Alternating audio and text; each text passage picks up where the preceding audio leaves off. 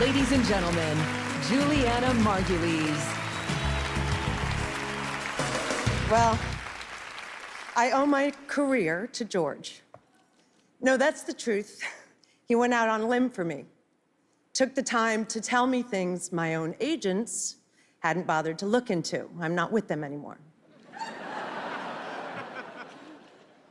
It's been 18 years since I was on ER, and I still get stopped in the street every day by people who want to know what it's like to work with George Clooney.